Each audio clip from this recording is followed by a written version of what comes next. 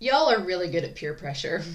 Hey, it's Romania Black, and I say that because last episode I was told I need to watch episodes 25, 26, and 27 together because 26 ends on a weird note, like halfway through a conversation, and it would be a really awful cliffhanger. And you all were very correct. Thank you for recommending that. Episodes 25, 26, and 27 have possibly been my favorite out of the entire show so far. They were wonderful. I had so much fun watching them.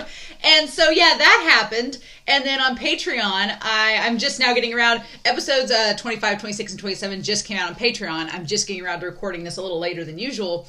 And all the patrons were like, so you're going to watch 28, 29, and 30 together, and then 30, 31, and 32, right? And then 31, 32, and 33, right? And I was like, I hadn't thought about it, but I guess. And they made the case that there's a big cliffhanger between 32 and 33, and so you might as well just do 2 more 3-parters, Romania. Come on, what's it gonna hurt? And I was like, ah, dang it. You twisted my arm. This is it, though. This and next week are it. And the final week. So I'm gonna do episodes 28, 29, 30. And then I'm going to do episodes 31, 32, and 33. And then we're going to go back to the 2-episode structure for a while. And we're going to round out with episodes 48, 49, and 50. I've remapped it all out. I remapped it today. I mapped everything out on paper. I got it all down. I've got everything mapped out. I was like, okay, we can do this. And so it'll end up where I've got the the novel chapters and the audio drama synced up to where we've got those 2 movies for the Untamed at the very end. I do want to watch the 2 movies and react to them. So it'll be like 1 movie 1 week, 1 movie the next week, and that second movie will end right when the novel and the audio drama ends. So I've mapped it all out. It all works out. So fine. I'll do 3 episodes. I sound like I'm mad, but I'm not. I'm actually excited. I'm not mad at all. This is like the opposite of complaining. I'm like, oh no, I get to watch 3 episodes of an amazing show. Whoops. I'm really looking forward to fangirling with you all, because I'm not going to lie. Last episode was amazing. Last set of episodes was wonderful. I fangirled so much. It's so great. And I'm at the point in the novel, though. See, I'm reading the novel and doing the audio drama, and in the novel and the audio drama, I've just gotten to the part of the Yiling Patriarch. But it sounds like we're going back to the present and not getting to this part yet. So it's curious, like everything with the Untamed versus the novel and the audio drama is kind of out of sync. And I kind of like that because it'd be really, kind of repetitive if I'm just watching the same thing and reading the same thing at the same time. So I like it, but it's different. I was like, oh, we're going back to the present in the novel? Okay. And in here, we're still in the flashback. So, fine by me. But yeah, last episode, we had Wangji crying and shedding tears. And on the Discord, someone shared a thing of Yibo. They had like an Olympic sponsor thing. And apparently, Yibo is an amazing figure skater and snowboarder because, of course, he is. And all I could think of is like, what if we had Modao Zushi and Yuri on Ice crossovers? That's like all I could think of all day. I was just sitting there like, oh my gosh. And Yuri would be like Yuri, or Wuxian would be like Yuri. It'd be perfect. I'm like, because Wangji would be like Victor. I'm like, I needed to do work things. I was not doing that. So anyway, I've spoken enough. I'm pretty excited. We're going to watch episodes 28, 29, 30. So I've got a big notebook to take notes. I'm going to try not to get too distracted by my notes, but it's a lot of episodes, so, and I don't want to, somebody suggested that I pause it, and I was like, I don't want to pause it in between the episodes, because then you lose the flow of it, and plus, if I paused every time I took a note, it would tempt me to take more notes, and this would be like a 6-hour thing that I have to edit down, so we're not going to do that, but we are going to start this here, so I'm excited, y'all. I hope y'all are too. Let's dive in, shall we? We are going to start this section of Untamed episodes here in 3, 2, 1, and let's go.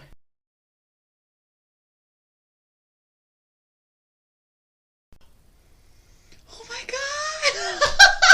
Where do I even start? Where do you even start with these episodes? Where do I even start? Because these were every single week. It happens every time. Y'all were making fun of me last week because you were like, Romania, every time you say that these are your favorite episodes. And, okay, but they kind of are.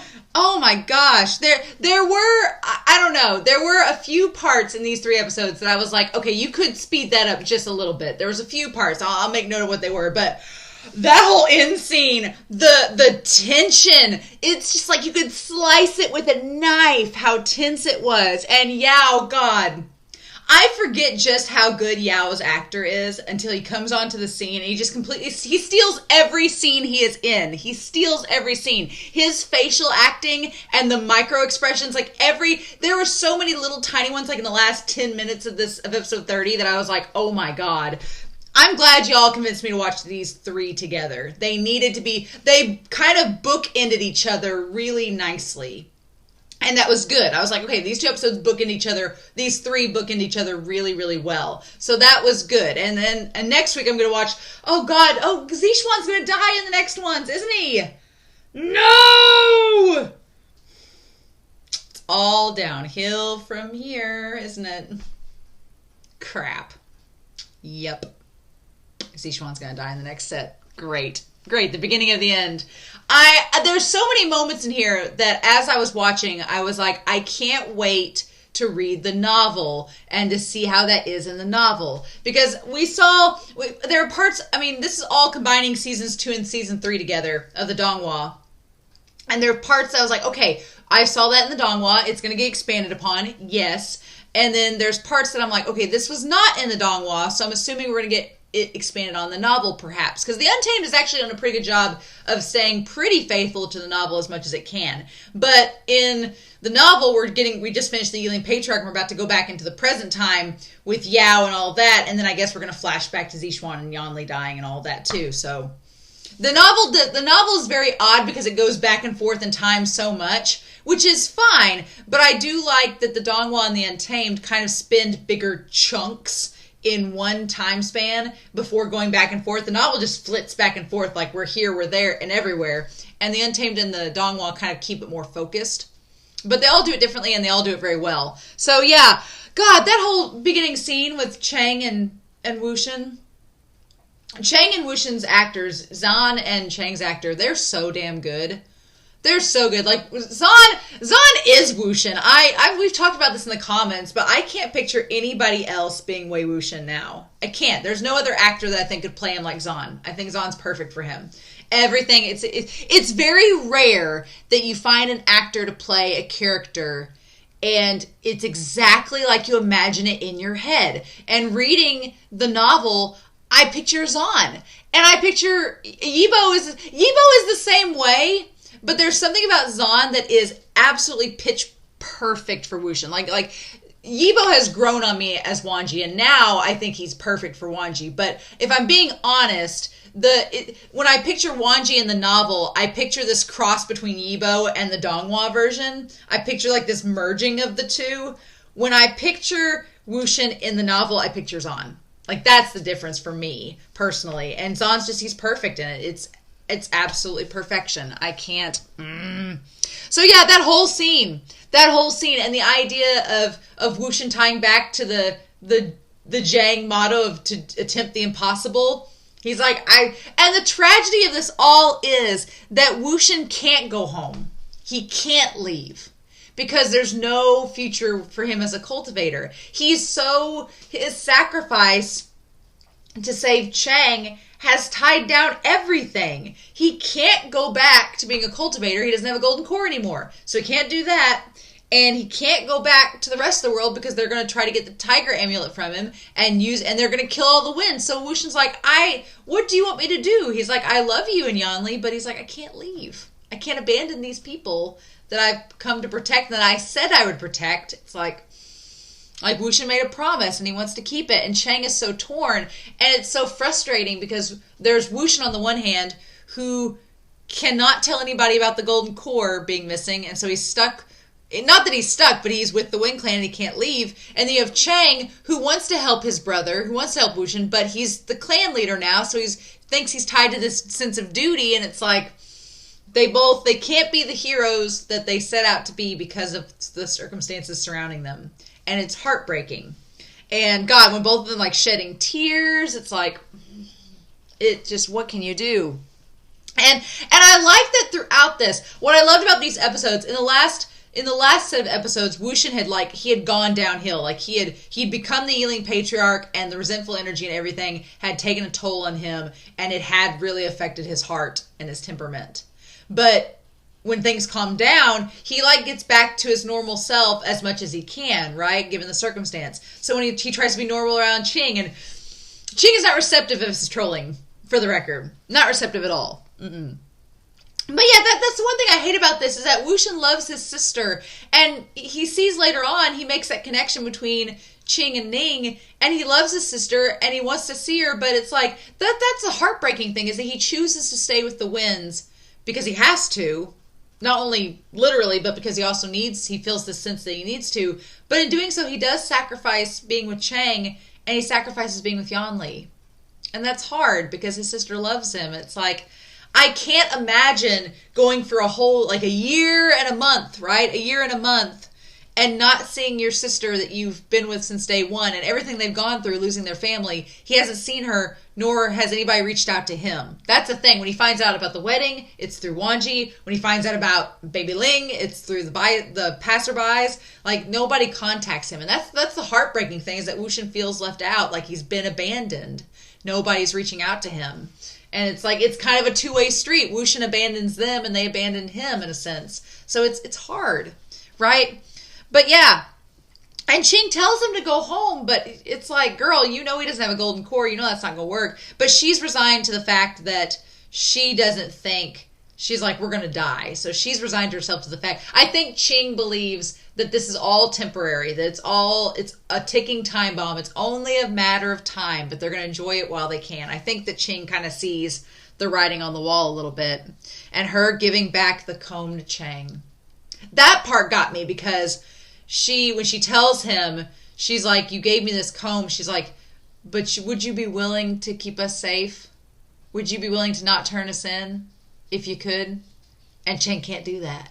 And it's she's then you need to take it back, because you're giving me a promise that neither of us can keep. And it's that part was hard. That part was hard. She's would you have followed me if you had seen me in the city, she's would you have followed me to help my brother? And the answer is no. And that's when she's yeah, figured. It's Cheng. I do feel for Cheng. I feel for him a lot, because he's trying to be the sect leader he's always been told he needed to become, but it's costing him his relationship with Wuxian and with Qing, and, upholding that sense of protecting those that helped him and Wuxian. It's just heartbreak. Sheer heartbreak. So yeah, so Cheng versus Wuxian. That whole scene confused me at first, the whole battle between Cheng and Wuxian, and I get that they had to make it look... It makes sense now. I'm glad, again, that I watched episode 30 with 28 and 29, because it all comes back full circle, and you find out that the whole battle was just to be staged to look okay, Wuxian defected, and he broke Cheng's arm. I was why is Cheng's arm like that? Wuxian didn't have a sword. He broke it. And then, yeah, Cheng slashed Wuxian. I was oh my gosh, you guys actually hurt each other. But they made it look believable. I believed it. I was we're really having this fight, and it's the Untamed, and y'all told me it can deviate from the main story. So I was are we really having this? And I've not gotten to this part in the novel, so I was thinking, oh, I guess they actually do fight each other. But it was all staged to show the other clans that Wuxian defected. It was technically to protect Wuxian, even though he stabbed him. So, And then Wuxian won't let Qing heal him. I don't know why, because he knows that she knows that he doesn't have the golden core, so why won't he let her heal him? I don't know, but he doesn't. He wants to heal himself. And then, oh my god, just go back to the planting of the lilies. So it's both. You have Wuxian on the one hand trying to plant the lotus pods in the burial mounds to bring some of home to him. And then you have Zixuan being our adorkable, clumsy peacock, planting the lotus pods at the Jin clan, the Jin sect place, and my mind the carp tower, planting them there to woo her and give her a piece of lotus pure at home. That did it. I'll be honest. I'm if I'd gone through what Yanli went through, and some guy planted me a garden and was so it can remind you of home, I'd be okay. Now you're talking. Get me a library and we're set. I was like, yeah, that was swoon worthy. I was like, okay, Yanli, I totally get now why you fell for Zishuan. Because yeah, Zishuan, he puts up a front, but unlike the Dongwall where he's very tsundere, in this he's just awkward. He's just adorkable. He's just socially backwards, and so he's shy, and he slowly opens up to her and reveals how he feels about her, and it's very genuine and sweet, and it's like, and then at the end of this episode, he wants to make Yanli happy, so Zishuan is the one that's like, yeah, let's bring Wuxian here, and I'm like, oh, and he's gonna die. He's gonna die at the hand of Wuxian and Ning when he was the one, because Wuxian's like, I don't want to see him, and he's the one that wanted Wuxian to come. That's the hard part about it, right? Wuxian just saw the hard exterior, the persona that Zishuan was putting on, like trying to act tough, but he didn't see like the soft side of Zishuan that wanted Wuxian to come because he knew Yanli would like it. That's heartbreaking. That's so damn sad. I hate that. I hate it. Mm-mm. So yeah, Wuxian learns of Yanli's marriage through Wangji showing up. Yibo in these episodes, let me just say, Yibo's facial expressions throughout these 3 episodes, they were so damn good. They were so good. It's Wangji softening, and he hasn't seen Wuxian in like a month, and he sees that Wuxian softened, and he's kind of like back somewhat to normal, and they have the conversation, the whole dinner thing. And his expressions were so pure and soft and in love. I'm like, I cannot. It was amazing. It was amazing. And so, yeah, then Baby Yan showing up. Baby Yan grabbing hold of... It's exactly like the Dongwall, and it's exactly... I can't wait to see it in the novel. I can't wait to hear it in the audio drama. But Wangji just being like, oh, God. And God, it was so hilarious. The men are like, you're a first-time father, aren't you? And he's like, I'm not the father. It's like... But you are, because Wuxian's the mom. So, yeah, you know. Oh, my God. And then... And then having the dinner scene and Wuxian saying that he just wants to chat with Wangji. He's like, I just want to chat. Like, tell me what's been happening. I've been out of the loop. Tell me what's going on. And that's when Wangji tells him about the marriage. Because Wangji's not really a gossiper. He's not a small talk guy. Wangji's a deep, meaningful... maybe brief conversationist, but he's not a chit-chatty guy. So he tells him exactly the most important thing he can think of that Wuxian would need to know. And then, oh my God, just Baby Wan, Wangji and Wan grabbing the toys. Yeah, grabbing Wan and the toys and wanting to spoil Baby Yan. Oh my God, yeah, Wangji being like, you said you were going to buy that for him. Why didn't you? And Wuxian's like, I don't have the money. And Wangji's like, I'm going to spoil. It's so great because it's like Wangji wants to spoil Baby Yan. And Wuxian's just like, okay, sure. And bringing along the toys with him. And, oh my gosh. So then, they grabbed the toys. I've got my notes here because they had to go back to Ning. Ning was running rampant. And I like that Wangji's like holding the baby running in the forest. Like, I didn't sign up for this today. And then them working together to bring Ning to like stop and be stable. That's the thing. Wangji and Wuxian working together was so good. And yeah, they brought him back.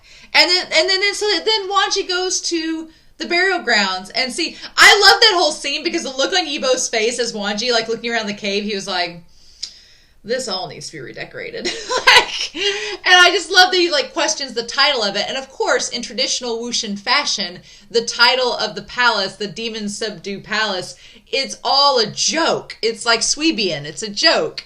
And Wangji's like, and it seems like Wangji realizes in that moment that Wuxian's kind of back to his normal self. Like he's back to normal somewhat. He's in a better headspace than he had been before.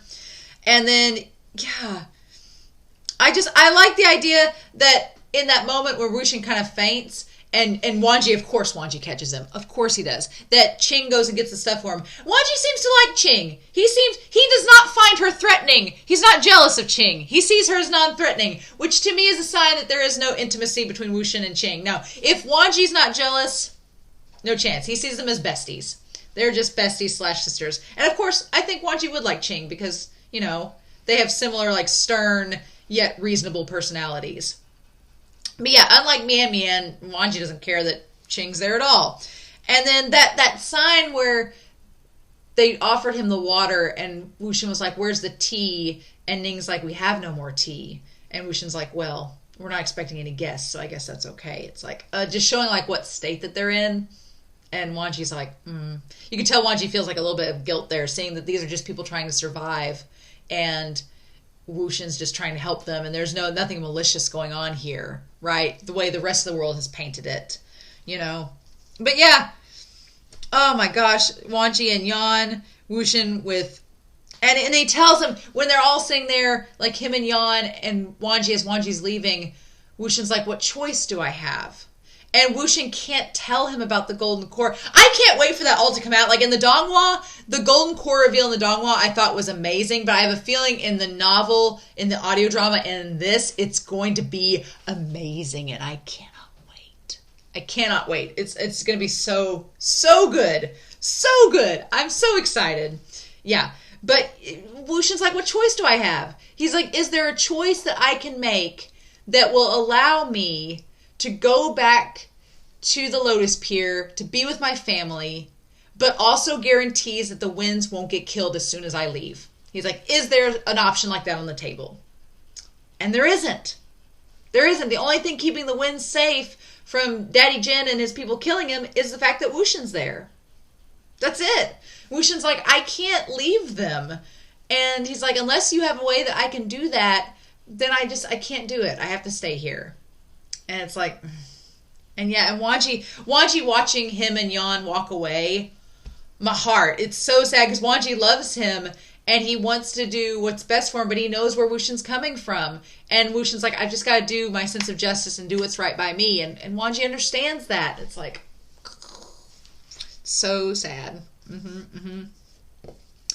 But yeah, so, and then right after that, Wuxian is kind of, his beliefs are affirmed when they have that dinner with him, and they all like sit around and thank him for all the hard work he's done and helping to bring Ning back. And that moment, it's like, this is the one place Wuxian has where he's completely accepted. Like Wuxian, he can't go back to the cultivation world because everybody's like, where's your sword? Why aren't you doing this? Why aren't you do that? And Wuxian's like, I can't use my sword. I can't cultivate. I don't have a golden core. So Wuxian is now an outsider with all of the other cultivation clans. But here in the burial mounds of all places, with these like remaining Wen refugees, he finds a group of people that accept him for who he is and thanks him and cares about him. And he doesn't feel like he gets that anywhere else except maybe with Yanli, but she is part of a world that won't accept him. And it's damn heartbreaking. It is. And then he sees the parallels to Yanli and himself with Cheng and Ning, and that makes him sad. And he just talks about how he's useless. He can't attend his sister's wedding because he can't leave these people. And he's caused so much trouble that he doesn't want to cause a scene at his sister's wedding. It's like, it's so sad. It's so very sad. So then, yeah, I didn't quite understand the bamboo sticks or the things he was presenting in front of the palace with his uncle. I think that was in front of Chirin's place. I didn't quite understand that part, so I'm assuming you all will tell me in the comments down below what that means. But him presenting the swords or bamboos or whatever, I didn't quite understand that. And then at one point they tell him he can go, and he leaves. So that I didn't understand the meaning of it. It was beautiful. It was a gorgeous scene, like the snow falling on Wangji. It was gorgeous. I loved it, but I didn't quite understand it.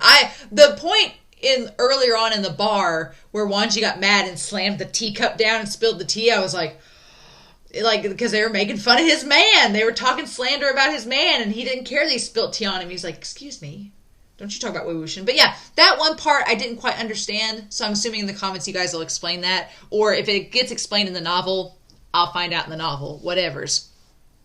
But yeah, and then we cut to the imitators, the people that are the disciples of the Yiling Patriarch. And it makes sense now why Cheng would run them out. Because Cheng knows, like we find out later this is all an act. And yet, once Yanli dies, then shit hits the fan and Cheng gets really mad. But I could see where Cheng would want to run these imitators out, not only because it's demonic cultivation that Cheng despises, and it led to his sister's death and his family's death, but also because it's like insulting Wuxian's name too, you know? So if you had all these disciples or imitators running around after Wuxian dies in the novel and stuff, I could see Cheng wanting to get rid of him because it's like insulting to his memory. and paints him to be something that he wasn't necessarily. So I thought that was interesting. But yeah, Wuxian's like a damn scientist. He's like the old Iron Man. He's like a scientist in his little cave back at the burial mounds, like trying to make the compasses, working on the talismans, the new products to use. Like Wuxian, he just is like a mad scientist, and the whole big smoke and everything, and everybody comes running. It reminded me like Maurice in Beauty and the Beast, where he's like, it's fine, I'm good, everything's all right, great. But, and so then, yeah, episode 30, oh my god. I didn't write a lot of notes because I was just sitting staring at the screen going, what is happening? But Yanli, her wedding dress is so beautiful. Like, she looks so pretty. And I'd forgotten about that scene, honestly. I forgot that he got to see her, but I forgot that he got to see her and pick out the courtesy name of his nephew. If it had been a niece, it would have been an interesting thing. Glad they were banking on it being a boy. But yeah, old Rulon. And I love that Cheng is like, you're just naming him after Yanli and the Land Clan, or after Wangji and the Land Clan, and Wuxian's like, sorry. So, I love that. But yeah, and of course she brings the soup. Of course she does.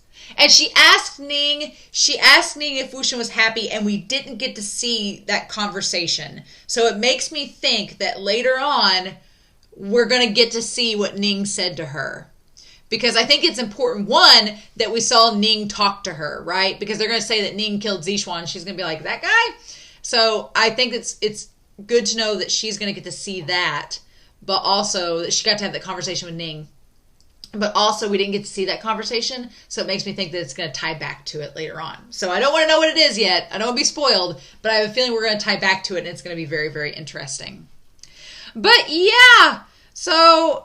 And then we find out that the whole fight was an act between Wuxian and Cheng. It was just an act to convince everybody that they were at odds. Because when Cheng first showed up in the village with Wuxian and saw him, I was like, oh shit, they're going to have a fight. But no, they were so cordial. I was like, why are you guys so cordial? I get it's been a month, but it's only been 4 weeks. You guys are totally chill. And it was all an act. It was just Cheng trying to help Wuxian get away and having an out, right? And then Wuxian can't leave. He gets another chance. Yanli's like, come back with us, and Wuxian just can't do it. It's so damn heartbreaking. It's so hard. I hate it. I hate it. Mm-hmm. And then Ning with the soup for Yan, just carrying that jade bowl back the whole way. I was like, oh my god. Ning is the most precious cinnamon roll. He's of any show that there's been a cinnamon roll character, never has there been one like Ning. I don't think there ever will be. He's the most like saintly out of all of them. And then Qing finds out that he went to see Yanli and Cheng, but I love that scene where she's debating on confronting him, because you see like her feet shuffle back and forth, and she's just like, what do I do? Is it worth it? I don't want to make him mad and get him off track, but what do I say? And she decides not to. She decides not to, but then Wuxian like has the whole thing with the talisman where he's doing that, and he gets drunk and he confesses about the wedding, everything, and Yanli's like, and I love Qing's face. She's like, when he first starts talking about Wangji, she has this look on her face like, you're going to tell me about your love troubles, aren't you?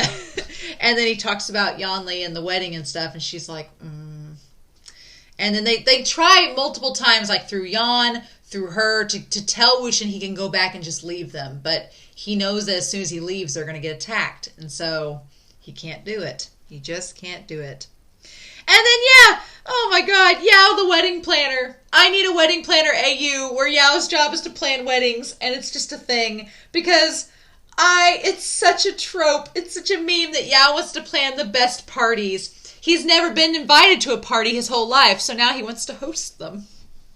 Yao, this last part from the wedding planning on with Yao is so establishing his manipulative character. Not necessarily his manipulative character, that's not the right way to phrase it, but you see the darker side of Yao starting at the end of this episode. It's always been there. The last couple of sets of episodes, you've seen like little glimpses. This is like, no, the light switch has turned. Like, it's like, nope, light switch on. Yao, it's here. It's time. It is time. Because, yeah, he's planning the whole wedding, everything, and there's that conversation between old Daddy Jin and Zixuan where Zixuan feels bad. Zixuan feels kind of guilty. He's like, man, Yao's really planning all this out for us, and we gave him a courtesy name, but we're still kind of treating him like dirt. Isn't that bad? And a lot of you pointed out in the last couple sets of episodes that it's kind of a slap to the face to Yao that when he finally gets the courtesy name, the young prefix, there's young and then Z and now Ru. It's like every generation gets a new prefix. The young prefix is what Yao gets. He doesn't get the Z prefix like a son would, or the Ru like his grandson will. He gets the same prefix as Daddy Jin, signifying that there's a division there. He's not really he's not being acknowledged as being Daddy Jin's son. And Zishuan kind of feels bad about that. And Daddy Jin says cryptically, he's like, well, it doesn't matter. You're the one that's going to be the clan sect leader. So it doesn't matter whatever Yao does. He'll never be sect leader. And I'm like, unless Zishuan dies, which he does, you know, like you do. But yeah, then we have the lotus seeds. And that little moment where Wuxian gets mad at Yan because he plucks the seed. Very, very cute. And then, oh my gosh. Then it doesn't matter anyway because all the seeds end up growing. So it's just, this is all a preface before, it's like we had the preface between Lotus Pier. We had the preface chapters that were leading up to Lotus Pier, and you just felt like the train was about to go through a ring of fire. We're at that point again where I'm like, oh, we're setting stuff up. We're setting everything up with Zishun. With Zishun, we're going to talk about him with the curse. We're setting stuff up with Yao. We're setting stuff up with Zishuan. I'm like, Zishuan's about to die. It's not going to be fun. I'm not looking forward to that at all, especially with these actors. Nope. But yeah, at first I thought maybe Daddy Jin wasn't quite sleazy. But then, yeah, nope, he turns it right back on a dime. We'll talk about that in a second. But yeah, we cut to a year later. So a year later, and Wuxian finds out that baby Ling has been born. The chubbiest baby in the land.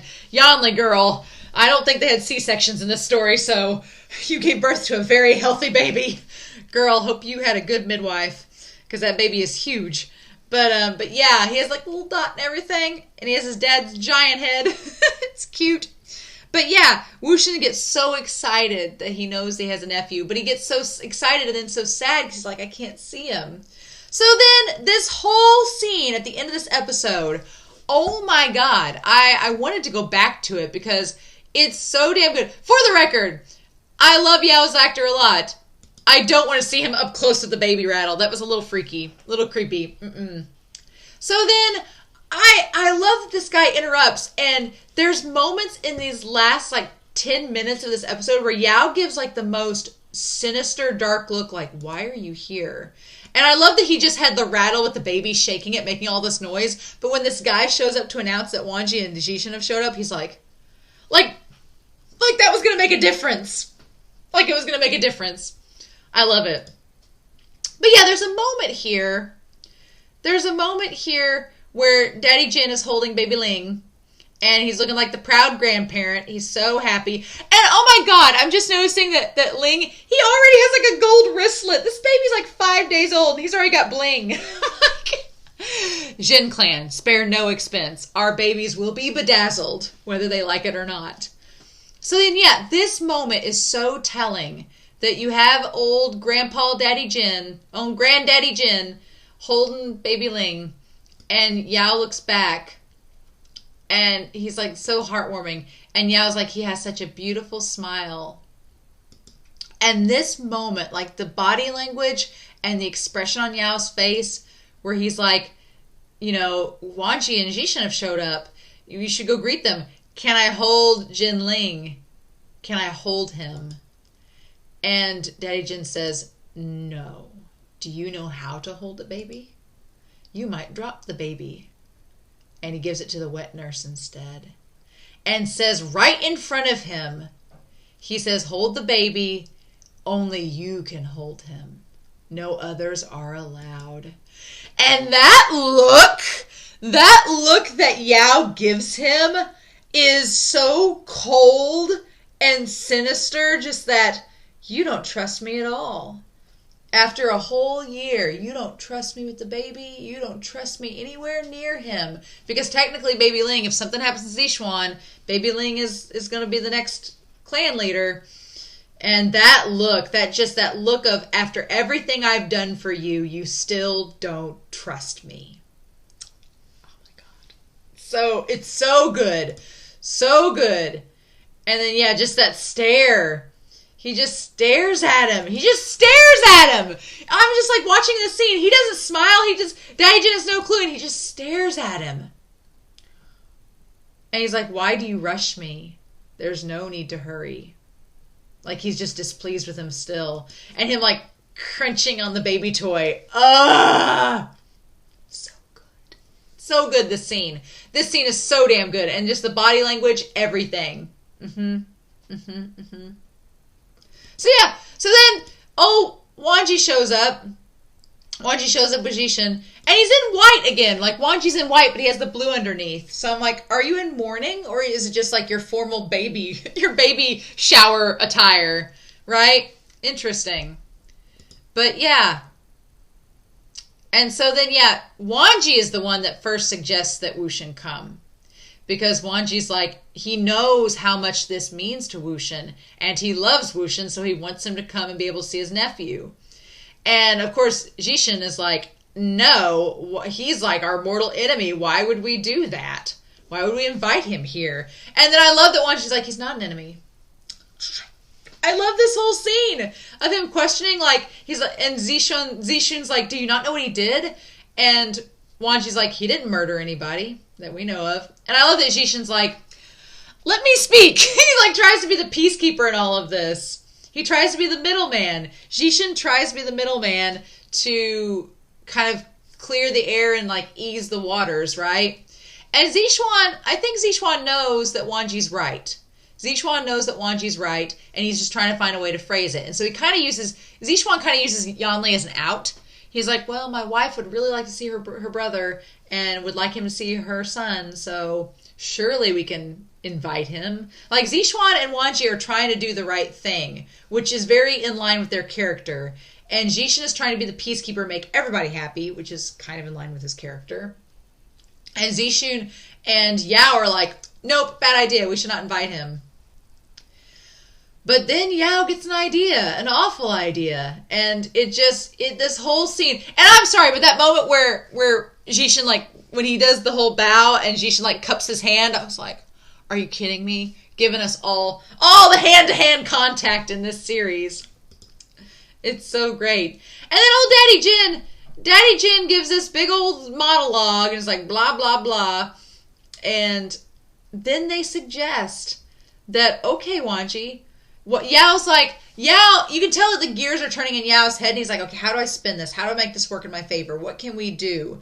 And Yao says, and I love that Yao just has his customer service smile like on full blast in this scene. But Yao's like, here's the idea. What we'll do is we'll invite Wuxian to come and see baby Ling, but he has to come by himself. Nobody else can come. No Wen Ning, nothing like that. He comes by himself. And once he gets here, while he's here, just while he's in the area, we'll just casually bring up the tiger amulet and how he needs to give it back. And I'm like, that's so devious, because it sounds, from the outset, it sounds like something that would be very easy to ask him. Like, oh, well, he doesn't have the tiger amulet. It's disappeared. So if he has it, we'll just ask for it and just let him back on his merry way.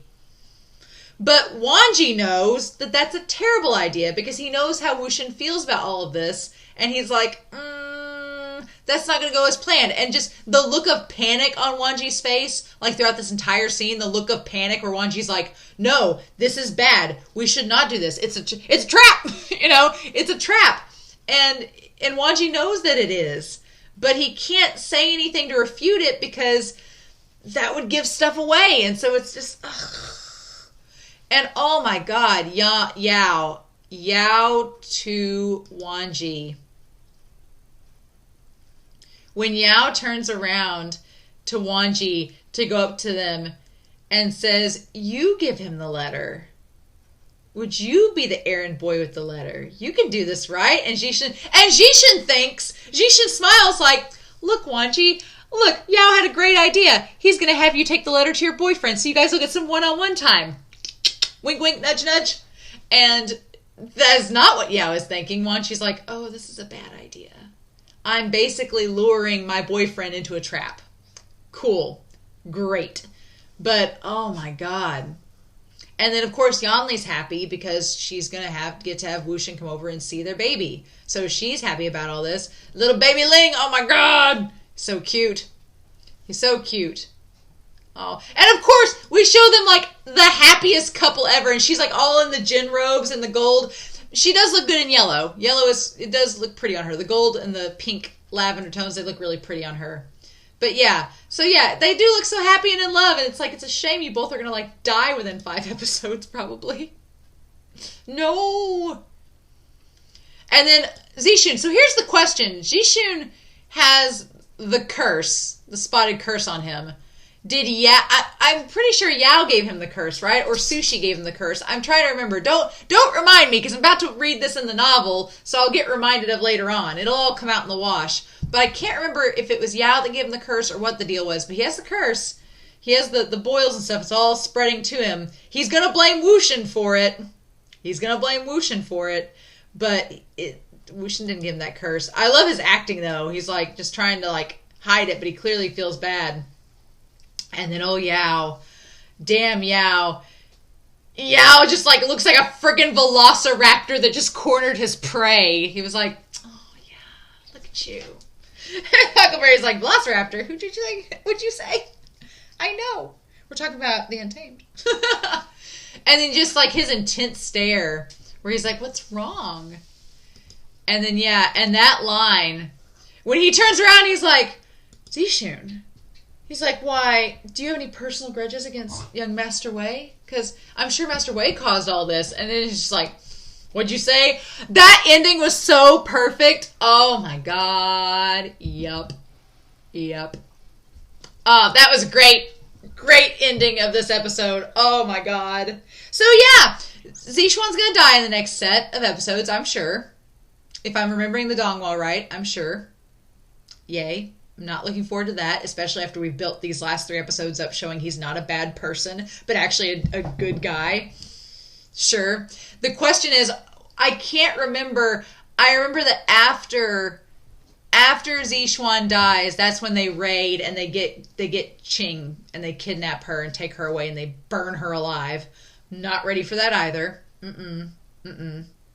So I can't quite remember exactly. I've intentionally not rewatched the Donghua because I want to be surprised in the audio drama and I want to be surprised in this. So there's little bits and pieces I'm a little fuzzy about, but we'll cross that bridge when we get to it. And so I don't want to be spoiled. I don't want to be spoiled to know when he dies or what the circumstances are. I want to see how it plays out in this and in the novel, but these episodes were so good. These were so damn good. They may be my favorites too. Just lump the Untamed all in a big lump together. Yeah. It's all good. So I'm curious to know your thoughts down below, what you all thought of these 3 episodes. Next week's our last 3 episode for a while. 31, 32, and 33. And then we're going to go back to the 2 episode format until the very end. So savor it. If you like the 3 episode format, savor that. Because then we're going to go back to the 2-parters. But so these were so good. I'm curious to know your thoughts down below. But in the meantime, I hope you all have a wonderful week. Please stay safe, take care, and yeah, I will be back next week, holy crap, with the next 3 episodes of The Untamed. Bye.